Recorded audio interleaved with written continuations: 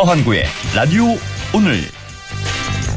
여러분 안녕하십니까, 허환구입니다. 오랜만에 반가운 소식입니다. 한국계 수학자인 허준이 미국 프린스턴대 교수 겸 한국고등과학원 수학부 석학교수가 수학계의 노벨상이라는 필즈상 수상에 영예를 안았습니다. 허준이 교수는 미국에서 태어나 국적이 미국인데요. 하지만 2살 때 부모와 함께 한국으로 와서 초중고를 다니고 검정고시를 통해 서울대학교에 입학했고요. 석사 과정까지 서울대에서 마쳐서 사실상 한국인이라고 봐도 무방하겠습니다. 필즈상은 4년마다 수학계에서 뛰어난 업적을 이루고 앞으로도 학문적 성취가 기대되는 40세 미만 수학자에게만 주어지는 수학 분야 최고의 상인데요. 지금까지 한국계나 한국인이 이 상을 받은 적은 없었습니다. 허준이 교수의 필즈상 수상, 쾌거가 아닐 수 없겠는데요. 나아가서 기초과학에 대한 투자 확대의 계기가 되길 바랍니다. 7월 6일 수요일 라디오 오늘 광고 듣고 시작합니다.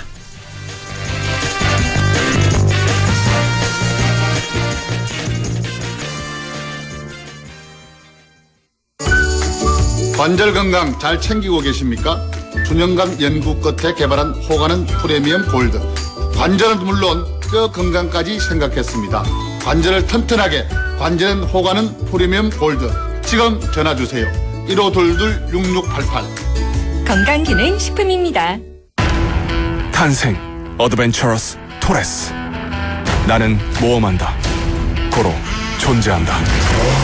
도전을 즐기고 사랑하는 당신을 위한 대한민국 정통 SUV 토레스. 모험은 토레스로부터. 지금 쌍용자동차 전시장으로. 자, 던졌습니다. 돌직구인가요? 이건 처음 보는 철직구네요. 돌직구보다 빠른 주문과 배송 속도, 눈앞에서 확 떨어지는 가격까지. 이 놀라운 선수가 누구죠? 국내 최초 온라인 철강직구 쇼핑몰 스틸 1번가. 말씀하신 순간 철직구 오가네요. 스틸 1번가. 네, 라디오 오늘 수요일 순서 시작합니다. 일부 새로운 시각으로 지역의 문제를 함께 생각해보는 시간이죠. 허승규의 청년 생각, 안동 청년 공감 네트워크 허승규 대표와 함께하고 있고요. 2부 이슈 오늘에서는 행정안전부의 경찰국 신설 방안에 대해서 일선 경찰의 반발이 이어지고 있죠. 잠시 후 경북경찰청 직장협의회 하영호 회장을 연결해서 자세한 얘기 들어보겠습니다. 이어서 각종 설문조사의 결과를 갖고 우리 사회 분석해보는 시간, 배종찬의 리서치 오늘도 함께하겠습니다. 라디오 오늘 생방송 놓치신 분들은 유튜브로도 다시 들으실 수 있습니다. 많은 애청 바랍니다.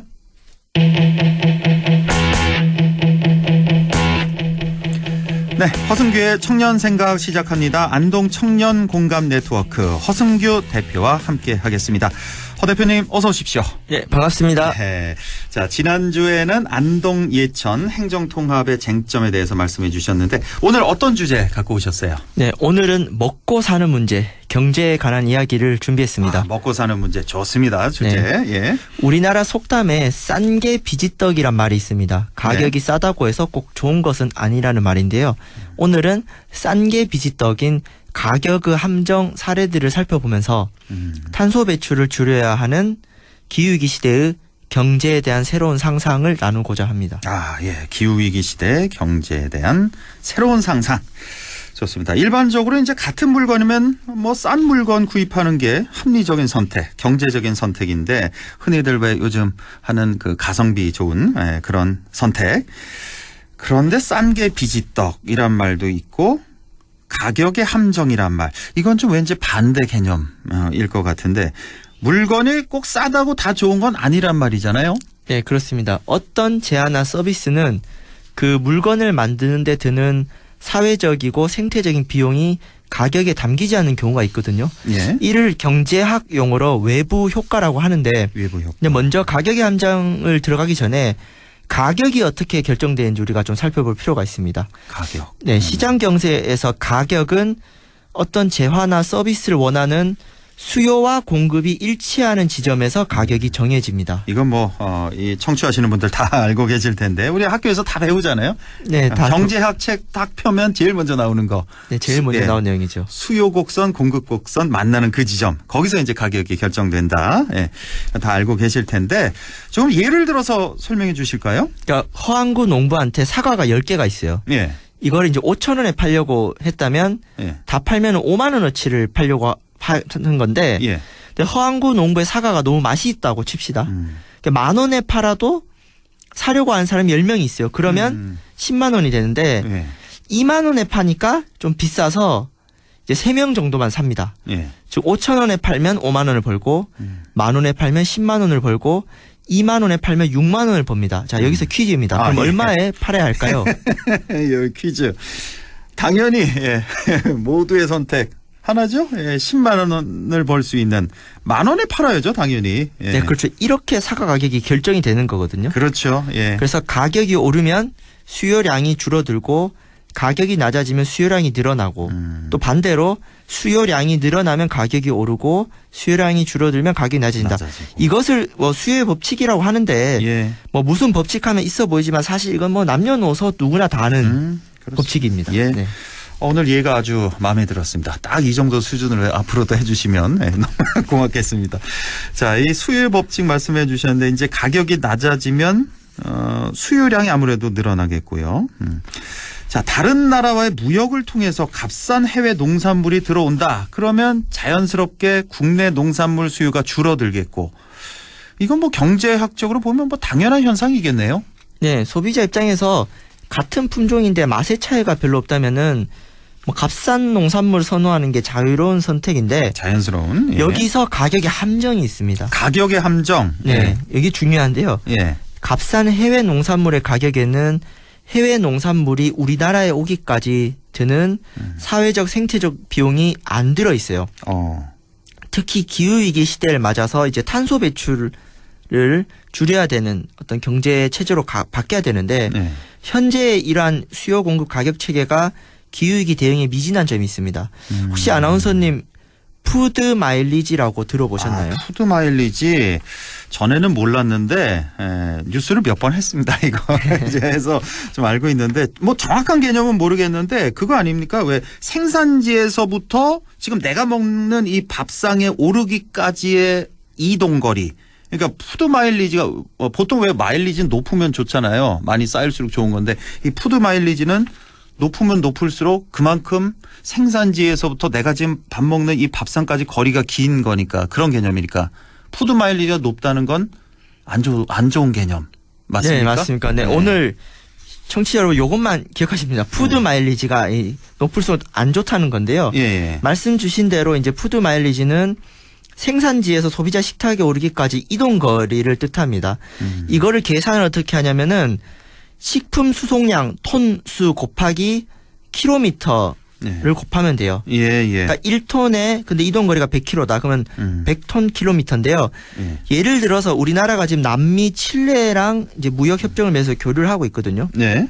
서울과 칠레의 수도 산티아고의 직선 거리가 18,000km 정도 돼요. 예. 그러니까 우리가 지금 안동의 마트에서 칠레산 포도를 사면은 한 2만 킬로미터 정도 되는 푸드 마일리지가 드는데 그렇죠. 반면에 우리 상주시 모동면의 포도가 유명하거든요. 예. 여기 안동 MBC에서 상주시 모동면까지는 한 차로 100km 정도 됩니다. 100km 대략. 네, 2만 킬로 대 100km. 즉 안동 시민이 경북 상주 포도 살려다가 칠레산 포도가 더 싼데 사잖아요.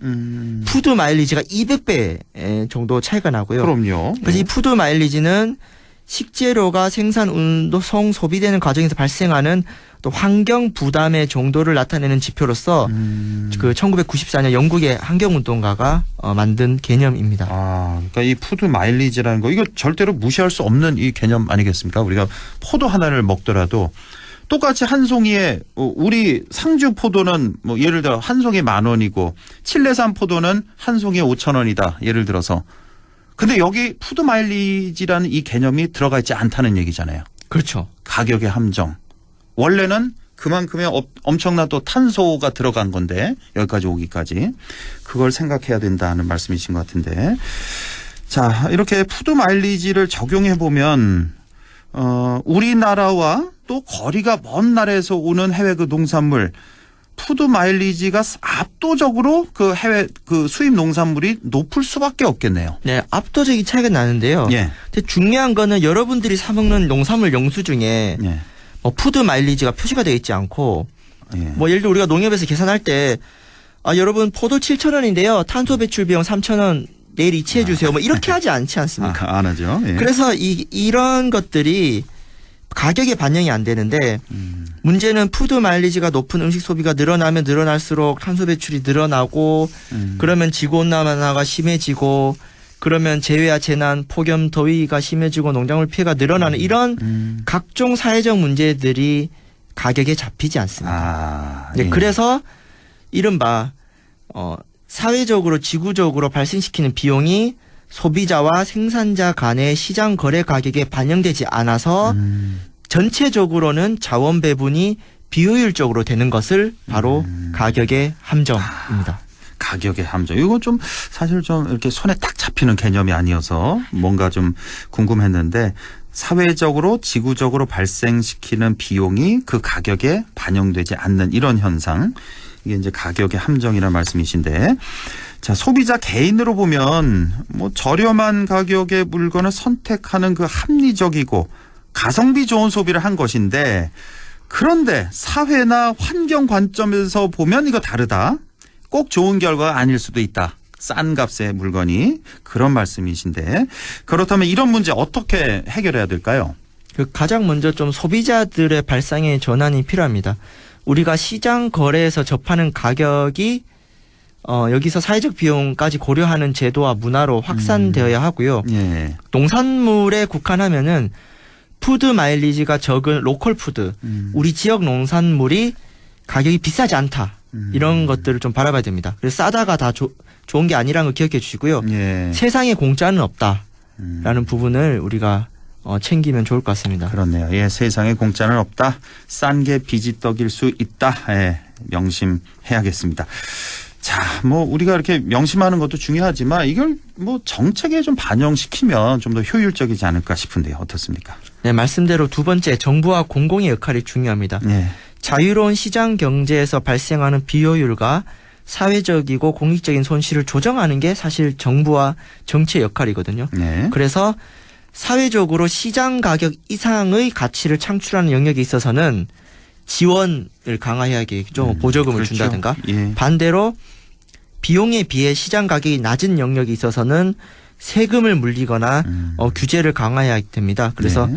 뭐 일률적인 규제만이 아니라 경제적 유인 정책도 함께 가야 되고요.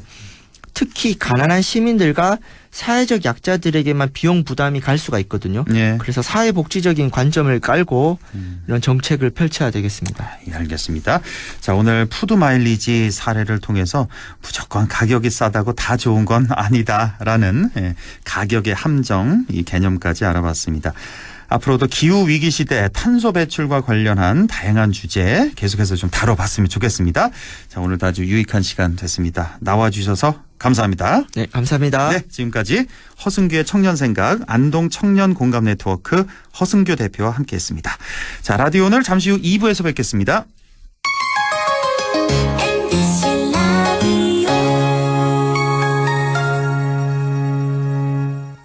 가구 살 땐 꼭 한번 가보자.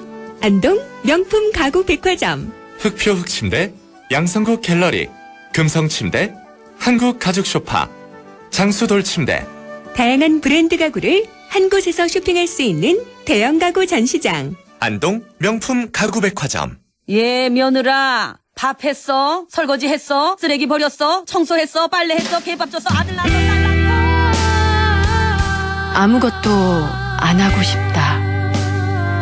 이미 아무것도 안 하고 있지만 더 격렬하게 아무것도 안 하고 싶다. 지금은 그냥 라디오만 듣고 싶다. MBC 라디오. MBC 라디오. 라디오 청취자 10명 중 4명이 듣는 방송. 국가대표 라디오 MBC 라디오. 어느새 쌓여버린 불필요한 메일을 지우고 계시군요. 탄소를 사그림 줄이셨어요. 화면 밝기를 낮춰서 눈 건강을 챙기신다고요?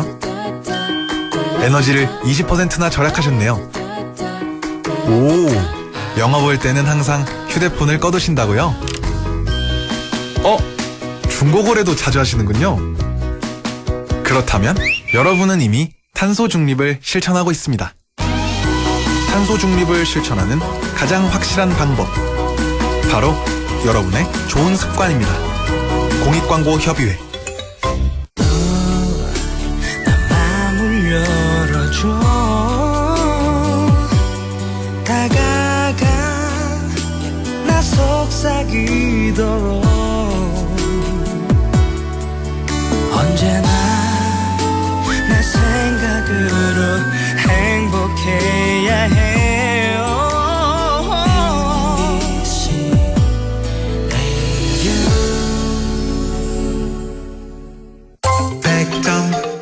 MBC 라디오. 네, 6시 21분 5초 지나고 있습니다. 이슈 오늘 시작하죠. 행정안전부 내 경찰국 신설이 논란입니다. 검찰 수사권 축소로 인해서 늘어난 경찰의 권한을 통제하겠다는 건데요. 그러자 정권의 경찰 길들이기 아니냐는 의혹의 눈길이 쏟아지고 있습니다. 일선 경찰의 반발도 이어지고 있는데요. 경북경찰청 직장협의회 하영호 회장을 연결해서 자세한 얘기 들어보겠습니다. 하영호 회장님 안녕하십니까? 네, 안녕하십니까? 예, 최근에 1인 시위를 하셨고, 이 1인 시위를 언제부터 하신 거죠? 지지난주부터 하고 있습니다. 지지난주부터. 일주일에 예. 한 번씩 하시는 걸로 알고 있는데, 맞습니까? 예, 맞습니다. 예, 예. 그렇게 하시고, 어제는 수요일마다 또 하고 있습니다. 수요일마다 하시고, 어제는 예. 또 기자회견 하신 것도 뉴스에 예, 보도가 됐었는데, 예. 자, 사실 그렇습니다. 경찰 하면 시위를 막는 사람들로 우리는 알고 있고, 예. 그런데 경찰이 지금 시위를 하고 있단 말이에요. 게다가 경찰 직장협의회? 이거 뭐 경찰에도 노조가 있나? 뭐 이런 생각도 좀 드는데 잘 모르시는 분들을 위해서 우선 경북경찰청 직장협의회는 무엇인지 이거 소개를 좀 먼저 해 주시죠. 네. 무슨 경찰청 직장협의회라든지 뭐 무슨 경찰서 직협 뭐 이런 이름들이 뭐 안한단체인지 뭐 노조 경찰하고 관련된 협의체, 뭐 많이 생소하실 겁니다. 예. 우리 직원들조차 아직 우리 단체명을 조금 낯설게 느끼는 직원들도 있습니다. 그만큼 설립된 지 얼마 지나지 않았고, 더군다나 국민들에게는 더 낯선 존재로 보일 수도 있습니다. 예. 이제 본 질문에 대해 말씀드리면, 공무원 직장협의회의 설립 운영에 관한 법률이라고 있습니다. 예. 이 법률은 공무원들의 근무 환경 개선이나 업무 능률 향상, 그리고 고충 처리 등을 개선하기 위해 만들어졌습니다. 2020년 이전에는 이 법률에 경찰과 소방이 빠져 있었는데, 그 해에, 경찰과 소방이 포함되도록 변경이 되었고, 저희 경찰청도 20년 6월 25일자에 직장협의회를 설립해서 지난달에 두도를 맡게 되었습니다. 이제 2년 된 거군요. 무슨 경찰청 직장협의회. 그러니까 어떤 기능 설명해 주신 거 보니까 우리가 흔히 알고 있는 노조의 어떤 기능 역할하고는 비슷한 것 같네요. 현재까지는. 조금 그렇죠? 비슷한 면도 있긴 있는데 조금 성격은 조금 다르다고 할 수 있습니다. 그래요? 예. 그러면 저희 직협은 현재 도경찰청 소속 경찰관 한 1,113명 중에 약 한 63.3%가 지금 회원으로 가입됐습니다. 한 705명 정도 됩니다. 예. 그리고 국민 모두가 알고 계시는 중앙선거관리인을 통해서 직접 비밀투표를 통해서 대표를 선출하고 있고, 저는 지금 현재 초대 회장직을 수행해 오다가, 저번 달에 이제 재선을 또 하게 됐고, 내일 모레 지금 2대 직협회장으로 또 취임하게 됩니다. 예. 조금 전에 말씀하셨다시피, 일반 노동조합하고 비슷하다 하는데, 생각하실 수도 있는데, 저희들은 노동상권이라고 흔히 얘기하는 단결권, 단체 교섭권, 단체 행동권, 이런 거를 행사할 수는 없습니다. 그래서 일반 노동조합하고는 조금 성격이 다르다고 볼 수 있습니다. 네. 네, 그렇게요. 예. 노동조합과 뭐 비슷한 면도 있긴 한데 하지만 노동 3권이 없다는 거. 그래서 뭐 집회 같은 거를 뭐 단체 행동하실 수가 없고 그래서 1인 시위에 맞습니다. 나선 것이고 뭐 기자회견 이런 걸 통해서 이런 걸 통해서 이제 의사 표시를 하는 정도 이런 활동을 하고 계시는 건데 맞습니다. 아니 뭐 법 테두리 내에서 저희들도 경찰이다 보니까 법을 이렇게 일선 현장에서 뭐 집행을 한다리 그렇게 하다 보니까 합법적인 테두리 내에서도 해야 되고 또 법을 위반해서도 안 되고요. 그렇네요. 그래서 이제 방법을 찾다 보니까 뭐 지금 현재 하는 1인 시위라든지 뭐 기자회견 이런 방식을 좀 하고 있습니다. 예. 자, 이제 본론 들어가겠는데 행정안전부에서 이제 경찰국을 세우겠다. 이렇게 발표를 했어요. 그래서 이것에 이제 반대하면서 1인 시위를 하고 계시는 건데. 자, 우선 행안부의 경찰국 추진에 대해서 반대하는 이유가 뭡니까? 이게 좀 원론적으로 들어가면 뭐 법률도 좀 따져봐야 되고 한데 저희들 대한민국 그 헌법 전문에는 보면 대한민국 임시정부의 법 통과 뭐 불의에 한거한 4.19 민주이념을 개선한다라고 되어 있습니다. 이 4.19 혁명 자체가 그때 당시 3.15 부정선거를 계기로 또 발생했고 그 당시 그 3.15 선거 부정선거 당시에 내무부 장관이던 그게 저희들 경찰청이 그 내무부 소속으로 돼 있었죠. 그때 당시에. 그 당시에. 그때 내무부 장관이 직접 경찰서장들을 불러 모아서 이렇게 지시했다고 합니다. 뭐 어떤 비합법적 수단을 쓰더라도 뭐 이승만 박사가 당선되도록 하라. 이렇게 지시를 합니다. 이거는 확인된 내용이죠. 그 당시. 그렇죠. 저도 이제 이렇게 뭐 이런 내용을 들어서 알고 있는데 이때 당시에 이제 요걸 계기로 해서 4.19 혁명이 일어나거든요. 그래서 이제 이때 경찰의 이제 중립성이 가장 중요하게 여겨서 60년 6월 15일인가 하여튼 그때 당시에 경찰의 중립을 보장하기에 필요한 기구에 관하여 규정을 두라고 헌법 제75조 제2항에 신설하게 됩니다. 그 조항을. 근데 또 이 조항이 5.16 이후에 무슨 지는 모르겠지만 하여튼 그 법률에 타보면 제정 이유도 있거든요. 근데 63년도에 뭐 하여튼 이유 없이 삭제돼 버립니다. 이게. 그리고요. 그래서 또 요런 근거가 또 있고 이게 헌법 전문에 4.19 민주이념을 개성한다라고 이렇게 돼 있고. 그래서 또 우리가 흔히 최근에 알고 있는 전 국민들이 또 영화로도 알고 있는 1987이라고 남영동 대공분실에서 발생한 뭐 박정철 고문 치사 사건이 있잖아요.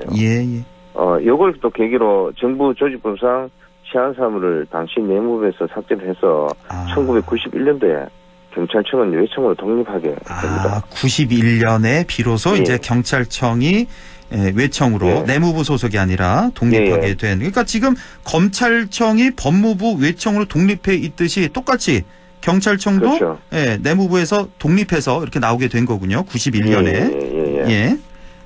그런데 이게 이제 국민들을 위해서 이제 이렇게 경찰이 존재해야 되는데 뭐 과거에 이제 위정자들 잘못된 판단 때문에 이런 사례들이 또 많이 일어났었고 뭐 현재는 지금 이렇게 일어났어도 안 되고 뭐 일어나지도 않겠지만 또 경찰이 또 행정부에 뭐 수직이 돼서 움직이다 하면 뭐 반정부 인사 수사라든지 뭐 시위자 탄압이라든지 이런 게 또 정권에 맞춘 공권력 행사가 안 되라는 또 보장은 또 없을 거거든요. 당연하죠.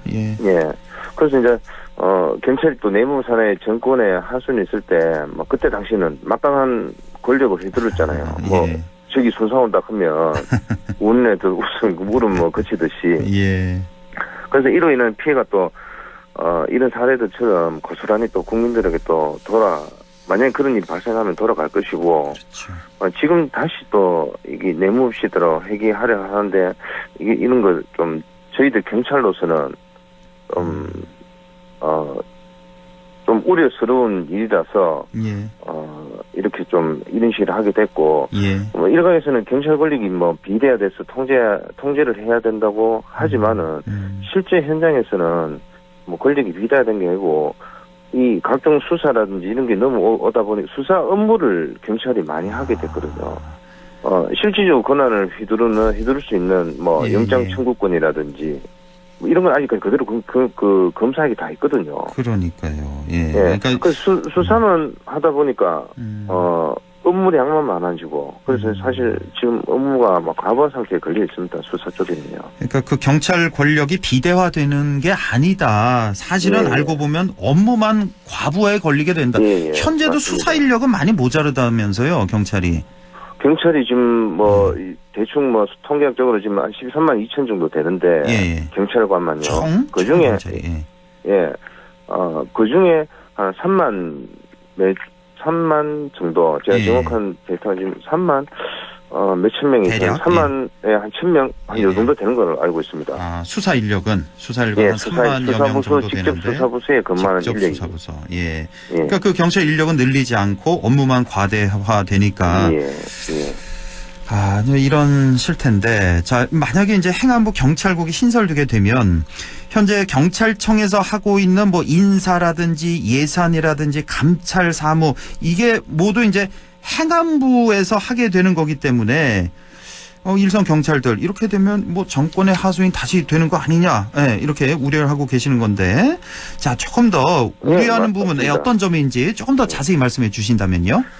우리 전국에 총경 이상이라면 총경이라 그러면 경찰서장이라고 보시면 됩니다. 흔히 보통. 경찰서장 이상. 예. 그런 분들이 고위직이 경찰서장급 이상 되는 총경 이상이 한 800명 정도 됩니다. 전국에. 예. 그 중에 총경만 700명입니다. 예. 근데 이분들에 대한 인사권을 뭐 행안부 정치인이죠. 행안부 장관은. 그렇죠. 예. 근데 행안부 장관 면접이라든지 뭐 이런 걸 통해서 적극적으로 행사한다면 누가 총경들이 정권의 눈치를 안 보겠습니까? 아, 그렇죠. 예. 또 그 총경 바로 밑에 계급이 경정이거든요. 예. 근데 경정이 중앙 관리자들인데 전국에 한 3,000여 명이 정도 됩니다. 예. 이분들 또 경정에서 총경으로 승진을 하려면 뭐 당연하게 잘 보여야 될 것으로 보여집니다. 그렇겠네요. 그럼 이분들도 더 하겠죠. 아까 그 면접 얘기를 하셨는데 얼마 전에 그 행안부 장관이 그 치안감 이상인가요? 뭐 면접 봤다고 한번 논란이 됐었잖아요. 예. 거기서 혹시 뭐 어떤 얘기가 주고받았는지 혹시 전해 들으신 거 있습니까? 최근에 지금 뭐 저희들 경찰청장 그 후보로 지금 현재 경찰청 차장님이 이제 후보로 지금 지명이 되셨는데, 그분이 이제 면접 내용을 뭐 안에 100% 다 오픈된 건 아니지만 서로 이제 뭐 이런 부분이 공감한다, 뭐 이렇게 경찰국 신설해도 뭐 좋은 방향으로 흘러간다 이렇게 얘기를 했다 하지만 상세한 내용은 잘 모르죠. 안에 무슨 얘기 있었는지까지는. 그렇군요. 예. 언론에 지금 보도된 내용 정도 뭐 그렇게 보시면 될 것 같습니다. 지금 왜 자치경찰위원회라고 있잖아요. 예. 이건 어떻습니까? 여기서 이제 좀 하는 거는 이 경북도청 내에 있나요? 이게 자치경찰위원회라고? 자치경찰위는 각 시도마다 다 있습니다. 다 있는데. 다 있고. 지금 원래 1년 됐습니다. 생긴 지가. 예. 작년 7월달에 해서 원래 1년째인데 지난해 이제 생겨서. 현재 우리 그 경북도는 경북도청 내에 자치경찰위원회가 있고 뭐 이 기간 또한 뭐 국민들 다 생소하실 겁니다. 그러니까요. 예. 근데 이제 이 위원회에서 하는 일이 자치경찰 사무를 이제 맡아서 한다고 하는데 그 자치경찰 사무라 하는 거는 국민들이 이제 시민들이나 국민들이 제일 밀접하게 느낄 수 있는 여성 청소년 파트, 그다음에 교통 파트, 생활안전 분야에 그런 파트를 담당을 하는데, 자치경찰위원회에서 인사랑 예산 감찰 이게 다 권한이 있다 보니까, 또 다른 감독기관이 되어 있습니다. 이게 지금 현재 실상은 영향력을 행사할 것이고, 권한을 가지고 있다 보면, 처음에는 그렇지 않아도 영향력이 행사할 수밖에 없겠죠. 좀 지나다 보면. 지금 그럼 의견들은 다 다르겠습니다만, 경찰 측에서는 이 자치경찰위원회를 좀 어떻게 보고 있습니까? 지금 기형적이거든요, 아주. 기형적이다. 원래 이게 자치사무를 해서 넘겨주면 이원화를 하든지, 아니, 완전히 분리를 하든지. 지금은 소속은 국가경찰로 되어 있으면서 자치경찰 사무를 같이 보는 거죠. 근데 예산하고 이런 거는 또 자치에서 가지고 있고. 근데 이게 아주 기형적인 거죠. 근데 이것도 사실, 빠른 시일 내에 개선을 하는 것이 맞다고 보여지고요. 이제 뭐 1년밖에 일어나가 안 되든 됐으니까. 예. 다시 경찰이 국가경찰로 되든 알겠습니다. 아니면 아예 불기가 되든 예. 그렇게 하는 게 맞죠. 알겠습니다. 예, 시간이 많지가 않아서 자, 이 행안부 내에 만약에 이제 경찰국이 생기게 되면 예. 제가 알고 있기로는 지금 경찰청장이 그 급이 차관급 아닌가요, 혹시? 경찰청 현재 차관급이죠. 그래서 왜 지난 그 윤 대통령 공약이 경찰청장을 장관급으로 격상시키겠다 이렇게 내세웠었죠. 예. 근데 만약에 이 경찰국을 두게 되면 이 장관급으로 격상되기는커녕 혹시 한 단계 아래 국장급으로 좀 낮춰지게 되는 건 아닌가요? 경찰청장이? 그 자세한 내용은 나봐야 알겠지만 일단 뭐 경찰청장이 국장급으로 낮춰지지는 그 급수상은 그렇게 되지 않을 것으로 보입니다. 보이는데 그렇다고 해서 행안부 내에 경찰국의 그 수장이 국장이 뭐 인사는 예산이나 감찰 이런 걸 행안부 장관에 보고하고 실질적인 권한 행사하다 보면 뭐 차관급인 경찰청장이라 하더라도 뭐 약간 수합이 될 우려가 높지 않을까 우려됩니다. 알겠습니다. 예. 자, 일단 정부의 주장을 좀 말씀드리자면 지금 경찰의 수사력이 커지면서 이 민주적인 통제가 필요하다. 너무 비대하다 경찰 권력이. 이 강화된 권한의 남용이 우려되고 있다. 그래서 경찰국을 둬야 된다. 그래서 견제가 필요하다. 이런 주장이거든요. 자, 수사력이 커지면서 통제가 필요해졌다. 이런 주장에 대해서, 이런 정부 주장에 대해서는 어떻게 생각하십니까? 모르겠습니다. 그 비대해졌다, 뭐 권한 남용에 우려가 있다 이렇게 하는데 또 정치권에는 금수완박 뭐 이런 걸 따져보면 사실 주요 법률이 두 개가 있습니다. 검찰청법 4조하고 형사소송법이 있는데 검찰청법 보면 뭐 검사의 직무 범위를 경제범죄, 뭐 공직자범죄 이렇게 해놓은 걸 부패범죄와 경제범죄만 그렇게 할 수 있도록 돼 있고요. 그다음에 뭐 검사는 자신이 수사 개시한 범죄 이후에 공소 제기할 수 없다. 근데 다만 사법경찰관이 송치한 범죄에 대해서는 그러하지 않아요다. 뭐 이렇게 조항이 신설됐는데 여기서 봐도 공직자 범죄, 선거 범죄 등 이렇게 하면 모든 범죄는 경찰이 기존에 수사를 하고 있었고요. 이미 하고 있었고. 이걸 할 수 없었던 게 아니고 기존에 하고 있던 걸 하는 거고. 그리고 경찰이 검찰청에 사건 송치하고 뭐 이렇게 독자적으로 기소할 수도 없고 경찰이 검찰청에 사건을 안 보내고 독자적으로 기소를 할 수 있는 권한은 없거든요. 그러니까 검찰의 기소 독점 말씀하시는 거잖아요. 기소는 검찰만 할 수 있을까요, 현재? 그렇죠. 그 수사도 이걸 저희들이 강제로 여기서 끝낼 수도 없거든요. 검찰에 뭐 동일 사건이고 어차피 송치를 해야 되니까 검찰로 보내줘야 되니까 그러면 보안 수사도 할 수 있고 동일 같은 사건 같은 경우는 보안 직접 수사도 가능합니다. 검찰에서. 근데 기소 여부도 검찰에 있고 경찰이 또 이 모든 권한을 갖고 있다는 게 좀 의문스럽고 또 형사소송도 마찬가지입니다. 사법경찰관이 송치한 사건에 대해서 직접 수사 가능한데 이 금수안박이라고 하면서 실제 현장에서 또 맞지 않는 약간 정치적 프레임 같아요. 정치적으로. 지금 정부에서 주장하는 게 경찰의 권력이 너무 비대해진다. 근데 사실 뜯어보면 권력이 비대해진 게 아니라 업무만 가중돼 있다. 그러니까 이 권력이라는 게 사실 그 기소 독점하는 이게 상당히 큰 권력이고 또 하나가 왜 영장 청구권 같은 경우도 뭐 압수수색 영장이니 구속영장이니 뭐 체포영장이니 이런 영장 청구권도 지금 검찰만 갖고 있잖아요. 그렇죠. 그러니까 이런 실질적인 권한은 다 검찰에 있고 일만 경찰 쪽으로 넘어왔다 이거네요. 그렇죠. 그럼 예를 들어서 경찰이 그 영장 청구권이나 최근에 대구 같은 경우도 그 약간 그런 케이스인데 경찰이 신청해도 검사가 뭐 자의적으로 기각하거나 뭐 청구하지 않으면 할 수 없는 거죠. 근데 이게 사실적으로 엄청난 권한인데 뭐 이게 되면 전혀 변화도 없고 사실 수사 비밀이 늘어지니까 업무량은 거의 하위직한테 다 몰리거든요. 알겠습니다. 그래서 이제 조금 국민들이 조금 오해할 소지도 있는 거죠. 한 시간이 1분 정도만 남아서요. 자, 결론적으로 앞으로 이 문제가 어떻게 풀리면 좋을까요? 어떤 방향으로 돼야 되겠습니까? 저희들은 뭐 경찰을 통제하는 걸 반대하는 것은 아니거든요. 뭐 국민들께서 뭐 경찰의 권한이 많아져서 통제가 필요하다 이렇게 얘기할 수도 있고 뭐 그게 또 통제를 받아야 되는 게 맞고요. 당연히 통제를 받아야 맞는데 방법이 이렇게 틀렸다고 생각하기 때문에 우리가 이렇게 통제하는 방법적인 측면에서 이제 아니라고 하는 거고, 현재 경찰국 설치 이렇게 시도하는 거는 과거 일을 반복하겠다. 물론 그렇게 하지 않겠다고 하지만 그런 게 좀 우려도스럽고, 그러면 이 과거에 이제 정치 권력으로부터 통제받으면서 그렇게 됐었던 부끄러운 거는 또 일어나서도 안 되고요. 그냥 앞에서 말씀하셨던 국가경찰위원회라고 있거든요. 최근에 언론에 많이 나오고 있는데, 여기에 또 시민들로 구성되어 있고, 얼마든지 경찰에 대한 민주 통제도 강화도 할 수 있고, 그것도 하다가 안 되면, 좀 부족하면 또 국민적 합의를 통해서 다른 또 새로운 민주적 통제 방안을 찾아가면 되거든요. 알겠습니다. 그래서 정치권에 가까운 장관이 이렇게 통제한다는 것은 조금 맞지 않지 않나. 알겠습니다. 오늘 경찰국 신설을 왜 반대하는지 경찰 측의 입장을 들어봤습니다. 오늘 말씀 잘 들었습니다. 고맙습니다. 감사합니다.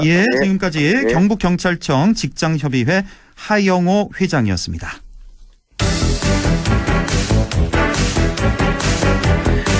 리서치 오늘 시작합니다. 인사이트 K 배종찬 소장과 함께하죠. 소장님 안녕하십니까?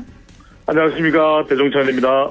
대통령 지지율 얘기부터 우리가 항상 하게 되는데, 자, 지지율 데드크로스가 이제는 좀 뚜렷해지는 것 같고, 이렇게 가다가 앞으로도 지지율 하락 추세는 더 지속될 것으로 좀 보이는데요. 어떻습니까?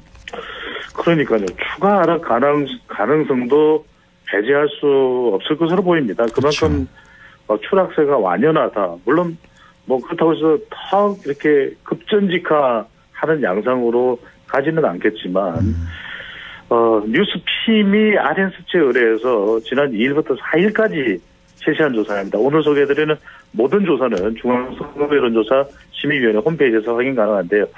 윤석열 대통령의 국정수행에 대해서 어떻게 평가하는지 물어봤습니다. 잘하고 있다는 긍정평가 42.6%, 잘 못하고 있다는 부정평가가 53%로 나타났습니다. 그러니까 허행님께서 말씀하셨던 대로 데드크로스도, 그러니까 부정평가가 긍정보다 더 높은 데드크로스도 완연하지만 두 번째로는 절반 이상의 국민들이 잘 못하고 있다는 평가를 내린 겁니다. 그것도 아직 2달도 되지 않았거든요. 그러니까 이 부분도 절반 이상이라는 것도 더 주목해야 될 것 같고, 세 번째는 그렇습니다. 지지 기반조차 무너졌다. 그러니까 지난 대선에서 윤석열 후보에게 투표했던 TK, 심지어는 60대와 70대 이상에서도 지지율이 더 내려간 결과로 나타났거든요. 직전 조사 비교해보면. 그러면 이것은 지지층까지도 윤석열 대통령의 국정 스타일에 대해서 이래서는 안 된다. 뭔가 바뀌어야 된다. 위기 국면이다. 여소야대 국면이라는 지적이 있는 것으로 보입니다. 긍정이 42.6, 부정이 53%입니다. 불과 몇 주 전까지만 해도 이 반대 아니었습니까? 한 달 정도도 안 된 것 같은데 그대로 역전이 됐고. 역대 대통령과 비교를 하더라도 노태우 대통령 때 부정평가가 임기 초반에 많았었거든요. 그 이유는 삼김의 존재가 여전히 강고했고 경고했죠. 김영삼, 김대중, 김종필 이런만 들어도 대단한 인물들 아니겠습니까? 그렇습니다. 그런데 지금은 노태우 정권하고 비교하기는 노태우 정부하고 비교하기는 어려울 것 같고요. 그만큼 역대 정권과 비교하더라도 너무 조기에 대통령의 지지율이 하락했다. 그렇습니다. 하락 추세다.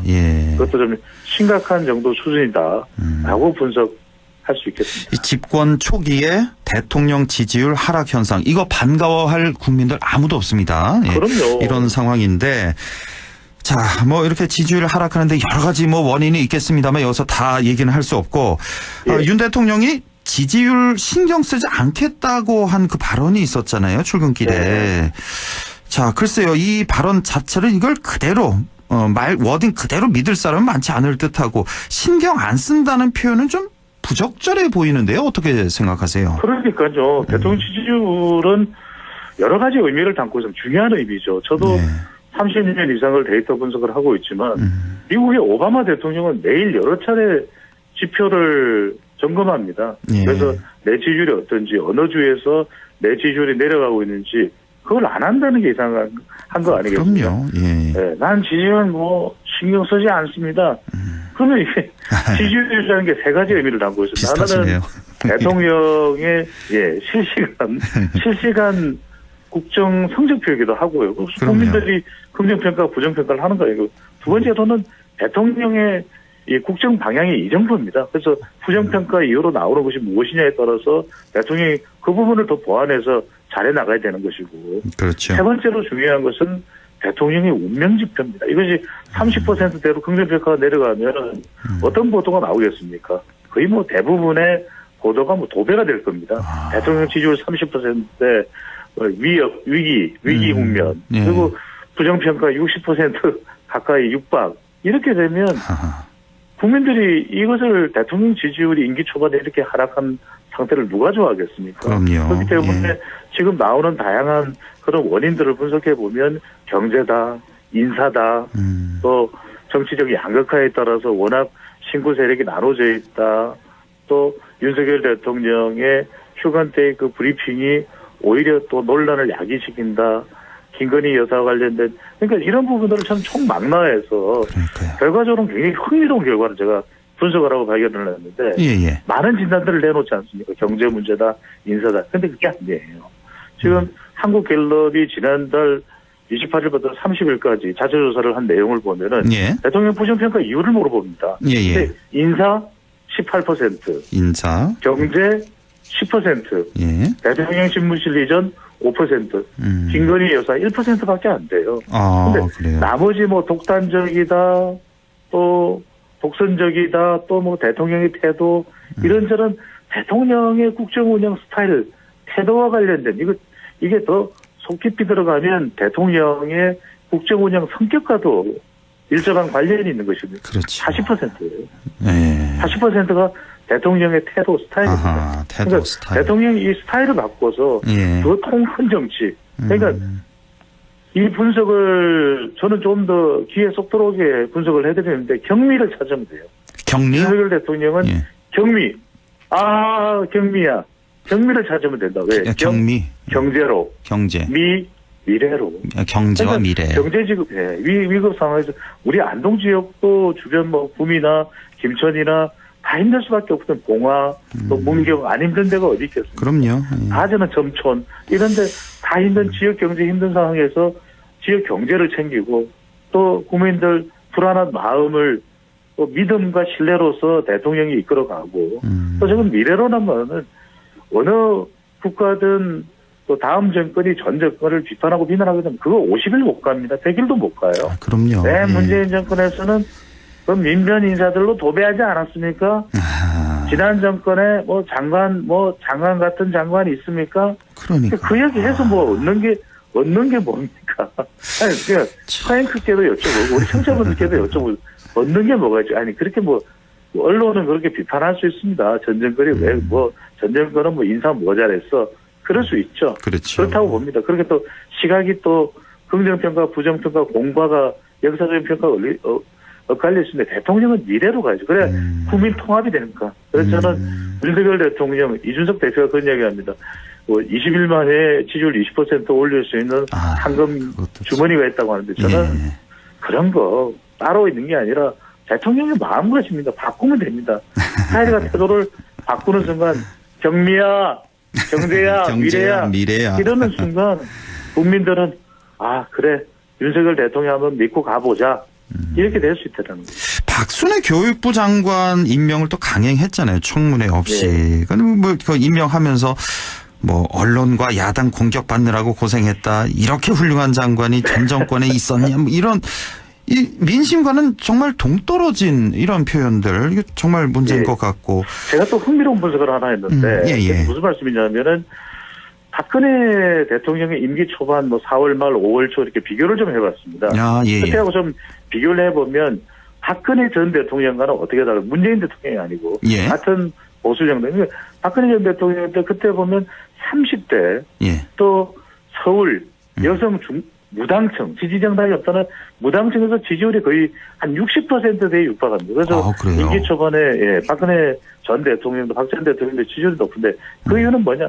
박 전 대통령이 일일이 그런 이야기 안 합니다. 예, 그러니까 표현을 뭐 아주 삼갔죠. 그 당시에. 예, 논란이 야기될 만한 거 국정 스타일이죠. 그렇죠. 다른 뭐 이게 꼬치꼬치 이야기를 안 합니다. 이게 초반이기도 했고 그러다 보니까 박순애 교육부 장관도 그렇게 논란이 되는데 임명하면서 아예 말을 안 하면 되잖아요. 그래서 열심히 해주세요. 여러 가지 뭐 어려운 그렇죠. 시기입니다.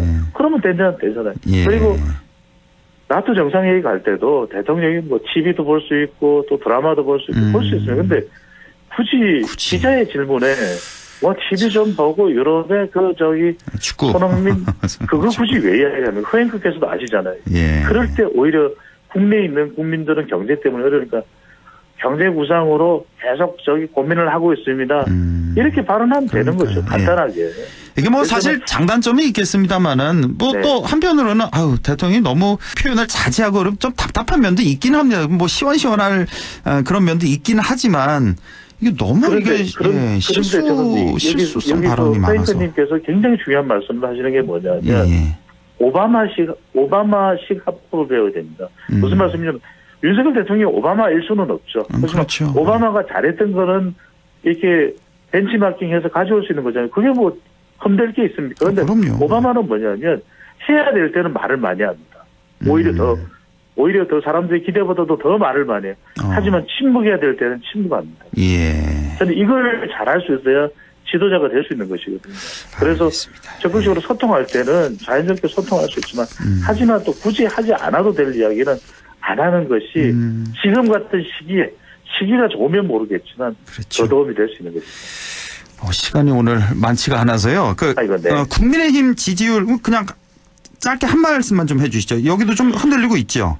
그렇습니다. 이거는 이제 이준석 대표 때문에 흔들리고 있는 것인데 이준석 대표가 원인을 제공한 것이 아니라 이준석 대표를 둘러싼 논란입니다. 내일이 이제 운명의 시간인데 어떤 결정이 내려지더라도 무혐의든 경고든 또는 다음권 정직 1개월 뭐 3개월이든 바로 이 이준석 대표를 둘러싼 당 내 내용, 균열, 파장 이 부분이 두 번의 큰 선거를 이겼는데 지지율이 오히려 점점 조금씩 야금야금 내려가고 있지 않습니까? 그것은 반자익으로 더불어민주당이 가져가고 있고 바로 내일 특집 방송이라도 하면 좋겠습니다.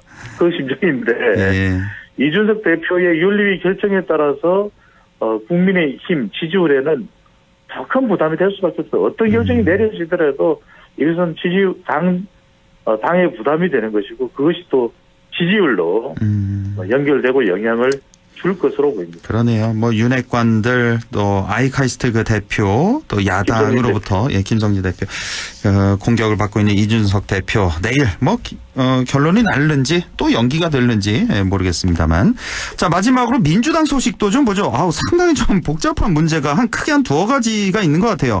박지원 전 비대위원장 출마건 그리고 경선 어떻게 할 거냐 뭐 어떻게 정리가 좀 됐습니까?